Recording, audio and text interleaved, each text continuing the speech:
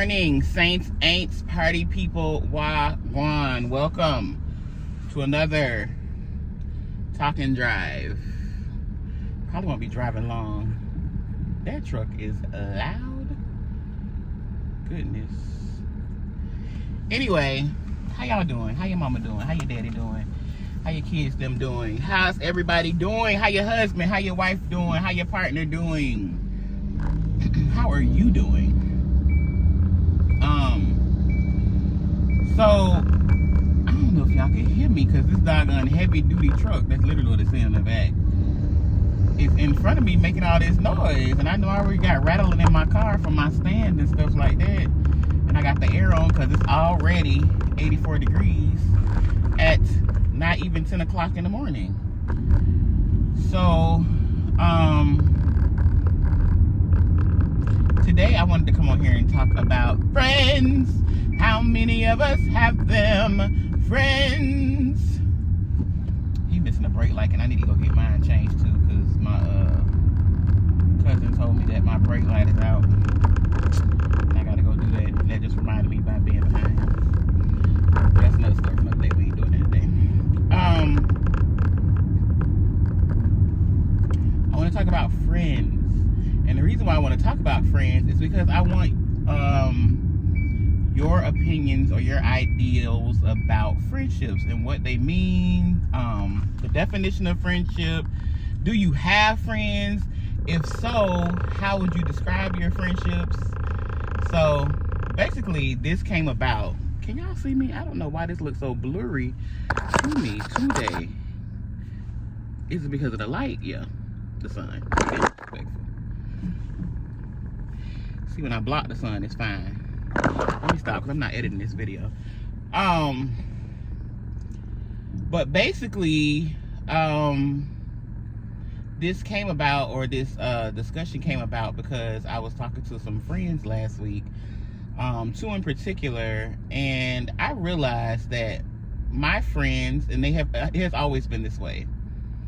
My friends have always become my friends. First of all, my friendships are organic. I don't go out necessarily seeking friends because I'm very much an introvert, and even though I'm not shy, people gravitate towards me. People want to talk to me. People be wanting to be my friend. That's always the running joke. Like, people like, oh, who is that, you know? And then when they talk to me, and if I decide to talk back, because I don't always talk back, and that kind of, it sounds like I'm contradicting myself that I'm not shy. I'm not shy. I just don't be liking to talk. I like to observe the scene, see what's going on, and then I decide if I want to interact or not. But when people meet me and we do become friends, it's always an organic thing. We kind of just like each other off the bat. And people tend to like me as a friend because I am very, like, number one, welcoming. Number two, I'm a great listener. Like, I'm an active listener. So I will listen to you, and not just listen to respond like a lot of people do, because I'm actually here's the thing, I find humans fascinating. I always said if I ever go back to school, it would be for a degree in anthropology, because sociology and anthropology, because I find humans fascinating. So not that I'm looking at people as science experiments or like trying to understand them, but I do like to understand people that I'm in relationship with, especially friends. So with that being said, people like that aspect about me because they're like, oh, she really is in tune and intentional to getting to know me, right? So that's number one. Number two, my friends like me because I am the non-judgmental friend. My friends come from all walks of life. They be into all kind of things. Like, the gamut. The spectrum of friendships, my spectrum of friendship is very fluid. We'll put it like that. So all walks of life, men and women, and they literally can be themselves around me because I'm not judging you. Like I said, my whole purpose of being in a relationship with you is to get to know you, get to know who you are. And as I've gotten older, because I used to think that was enough. But as I've gotten older, I've realized that friendships require reciprocity. And I realized that in a lot of my friendships, they were like very one-sided. So people would come to me, get their feel amazing after they talk to me, and then I'm left empty. But that's mainly, it was a two-part issue. Two-part because they were very self-absorbed, and I made the space for them to be self-absorbed because I'm going to keep on asking questions, and they're just going to go further and further into their spiel. And then number two, the second part of that is I'm not very open. So even though I'm open to understanding people, I'm not always open and forthcoming and volunteering with my own information. Like, I'm the type of person, if you don't ask me a direct question, 9 times out of 10, I'm not going to just volunteer some information. I don't know what that's about, but it may be a protective mode. But then also, too, that's just what it is. Because also, you know what I've learned? My friends that are my friends, they'll be like, well, what's going on with you? What you got going on? How you doing? You know, they will ask the questions. Some people, and that's actually kind of a gauge for me, because some people will make it about them all the time, you know, and they'll never ask, you know, how I'm doing and how I feel and what I got going on. So that kind of is a marker for me to see if this person really wants to be in friendship with me or if they just want to dump off their load. Okay. So with that being said, last week I was talking to 2 friends in particular, and I noticed something about my friends, and this is not something new.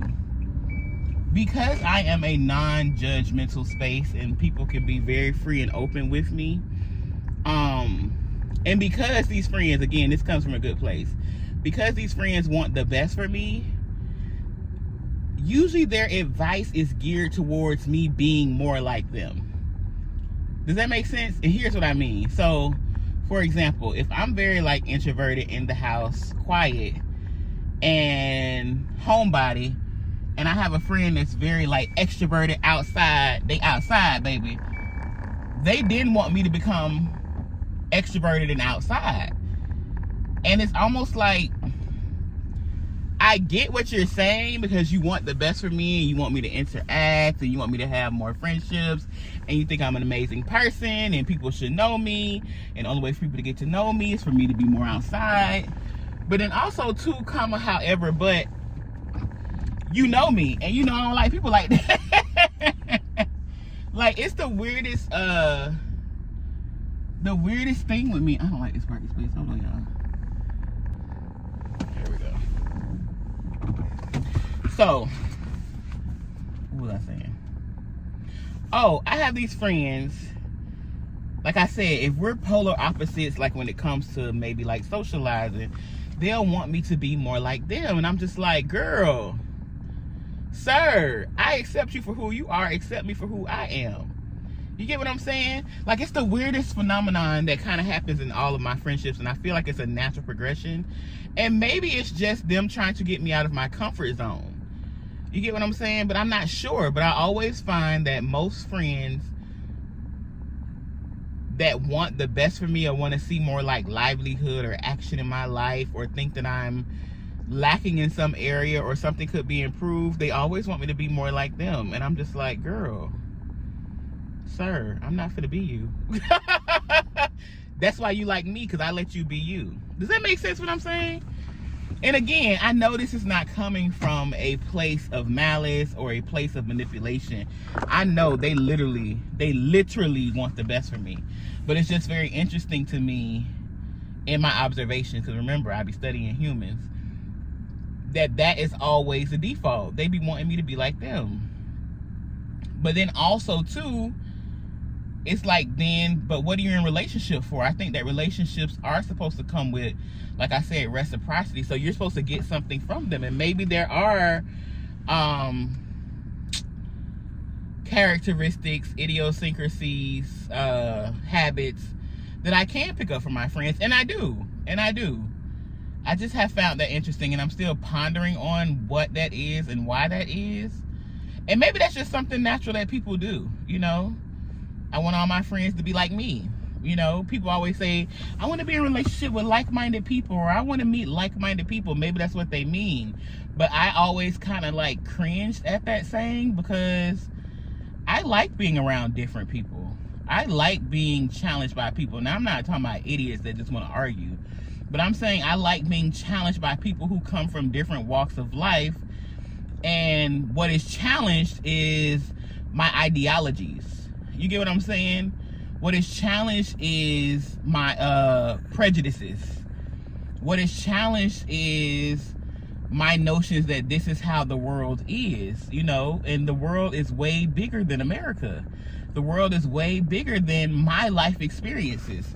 So I love being around people from different walks of life. I love being around people from different cultures. I love engaging and talking to people from different religions. I love just engaging with people in general because it's fascinating and it expands my worldview and it expands my horizons. And because I'm a thinker and because I'm an intellectual and the way my brain is wired, that kind of stuff gets me going. I nerd out on stuff like that. I'm like, oh, okay, so this is what your culture does, and you do this, and then why do you do that? Oh, okay, and you find solace in this. Like, I love stuff like that. I get off on stuff like that. So, I don't know. I just want to know about friendships. And then also, too, do we need to expand the definition of friends? Because some people, you know, you out here on and see on social media outlets like, y'all just call everybody friend, you know, and I get where that's coming from as far as the everybody ain't your friend. But also, too, maybe we need to expand the definition of what friendship is, because sometimes people do be your friends, but just because they don't fit in a certain category or, you know, they're not according to your status quo of friendships, then they're not your friend. You get what I'm asking? So, I don't know. I just find it interesting. I find it interesting that the friends that love me and care about me want me to be like them. And here's the thing, I'm not. I'm going to be Nicole, just like I let you be you. But then also, too, I'm wondering what part of that, what do I need? Because you know how the old people used to say, the saying was like, don't throw the baby out with the bathwater. Maybe there are some things I need to glean from these friendships that I can take with me. And it may not necessarily be the thing they're suggesting, but it can be, and I do. Yeah, I'll take that back. I do. I for sure do. Because whoever I'm in relationship with, in general, you're going to pick up things from them. You're going to pick up traits, or you're going to pick up different ideals or different perspectives or new opinions on things. Yeah. So I do. But I don't know. Friends. How many of us have them? And then who's going to talk about how much work it is to really be in friendship with somebody? Like, I feel like friendship is a certain type of covenant. And friendships require work, especially as an adult. Like, I hear a lot of women talk about how it's hard to make friends as an adult and stuff like that. I don't think it's hard to make friends. I think what a lot of people run into is that a lot of people are not certain and secure in who they are as an individual and as a person. Like, they don't know who they are. So then trying to go into relationship with other people, you're going to attract who you are. And if you're attracting people that you don't like, 9 times out of 10, it's because you're not clear on who you are. You get what I'm saying? Like, you attract who you are. Like attracts like. And people are simply just mirrors. So if you see something in somebody and there's something that just rubs you the wrong way about somebody, ask yourself, why does that bother me? Is that something that I also carry? Now, everything ain't for everybody. So I'm not saying that all the things rub you the wrong way, because some people are trash. Some people are just, they've decided to be trash. They're trash individuals, run away from them. But I'm saying, if it's your friend or somebody you consider a friend, and it's something that kind of like just irritates you about them, or they do something or they say something, why does that bother you in that way? Why are you having a visceral reaction? And I also think that people, especially friends, are placed in your life not to test you, but to grow you and to help you evolve. Because, and now I'm going to give myself some advice, because there are certain lessons that you have to learn in community. There are certain things that you have to learn when you're in close proximity and in relationship with other people. Like, yeah, it's all cool, Nicole, to be by yourself and to be isolated and to get your feel and to read your books and to meditate and pray and to talk to God and write in your journals, Nicole. But also, too, there are some things you have to go test out in the field. There are some things that you have to go see if you really know what you think you know. And you do that in relationship with other people. So, yeah. I think I've gotten all the points out that I want to say about this, but basically that's what I was asking. How many friends do you have? What do you consider your definition of friendship? And do you ever run into friends that try to make you them? And I think it's cute. Like, I promise when I'm saying this, I don't take no offense to it because I know it's coming from a good place. Again, if I'm talking to you on the phone, I don't get my number out. I barely get my email out. So if I give my number out to you and I'm actually talking to you on the phone, then I love you. There's some level of love there because, baby, don't nobody get my phone number. So I know that these are well-intentioned people, and when they're not well-intentioned, we move on. I've had to lose friends, and that's another conversation that people don't talk about. Losing friendships that's a deep grief that you have to go through, especially when you. I can recall one particular friendship who she came looking for me. You know, she reached out to me online. We became friends. We became cool. I thought we were growing. You know, we had a lot of things in common. And all of a sudden, she just flipped the script. And I realized, again, not she wanted me to become her, but she felt like me being me was a threat to her. Does that make sense? So, for example, I'm very ambitious, and I'm an entrepreneur, and you kind of just gotta get it how you live as an entrepreneur, you know. And I'm learning over the years, you know, there's more ease in that. So I'm not necessarily participating in grind and hustle culture anymore, but there is a certain ambitious self-starter attitude, get up and go, that you have to have in order to be an entrepreneur. And she would resent the fact that we couldn't talk on the phone all day, or that I actually had stuff to do. Or here's the thing, that what I said I was going to do, I actually did.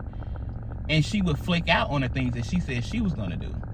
So that alone, again, it wasn't me saying, girl, you really need to make good on what you say. Girl, it was just my presence alone and me being a go-getter and me being a self-starter and a finisher that aggravated her in a certain way. And she flipped the script on me one day and went completely off on me. And I let her talk. And then I got off the phone with her. I took it to my journal. And then I think I talked to my therapist about it, and I was like, my therapist was like, yeah, so this is what we call gaslighting. And that was kind of like the first time I had ever encountered that. And I had heard it before, and, the TikTok therapists be telling you all the things. But everything is not gaslighting. Everything is not narcissism. Everything is not healing. Everything is not the buzzwords they use. But I actually took it to a licensed therapist, and she was like, well, this is what gaslighting is. And she kind of walked me through the scenario and when it was happening, and I was just like, yeah, I can't be her friend. And it hurt my feelings so bad because I actually was like my full self, and I tried to bring my full self to every relationship that I'm in, and it almost made me feel like my full self and me genuinely wasn't enough for her. And then I had to realize too, well, no, it's not that, Nicole. It was almost like you were too much for her, and you, like, again, being a finisher and a self-starter, being ambitious, you making good, like you having integrity, bumped up against her not having integrity. And again, sometimes it's just your presence alone. So you don't have to do nothing. You ain't got to say nothing sideways. You ain't got to be no certain kind of way for people to be like, I don't like her. Or for them to try to, what's the word? That's another word I've learned online. I think it's called negging, where, and it mostly be men to women. Well, people will try to like, they see that you're amazing and they'll try to like say little digs to you or insult you in certain ways to kind of like knock you down the side so they feel more entitled or better qualified to be in your presence or to be your friend or to be your man. You know, they try to make you feel a certain type of way about yourself, kind of like put holes in your confidence so that they can feel now qualified to be with you because they feel intimidated by you. So it was kind of that. Like, she was just like throwing darts at me out of nowhere. But then also too, people be carrying shit with them that you don't be knowing nothing about. And even if you're genuinely yourself, they can still be hating on you or hating you or hating an aspect of you. And it's, again, here's what I learned in the 4 Agreements. I gotta reread that book. I reread it every couple of years. You can't take the shit personal. That's one of the agreements, the 4 Agreements. Don't take nothing personal. Because again, that's her work to do. That's not my work to do. That's your work to do. And just like I can sit in front of this camera and be like, you know what? I'm not sure about friendships. What do y'all think? This is part of my work that I'm doing. Because I'm not saying I'm the absolute best person to be in friendship with or to be as a friend, but I am saying that I am consistently and constantly, purposefully working on it to see, okay, how can I be better? Well, what does this mean? What's your perspective? Maybe I can get some insight. I am not arrogant enough to believe that I have this thing figured out. So I ask for help. And I ask for other opinions. And I ask for second evaluations. Like, I want to know, what do you think? So, yeah, y'all, I think that's all that I got to say about friendships on this talking ride. I'm about to go in this store and see if I can find me some rugs for my house. I need some runners for my hallway. But yeah, friends, how many of us have them? What's another friend song? What about your friends? Will they let you down? What's another friend song? They got the word friend.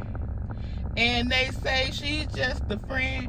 And they say, oh baby, ooh. I'm singing the Biz Marquee version. Got what I need. And then we take it to Mario.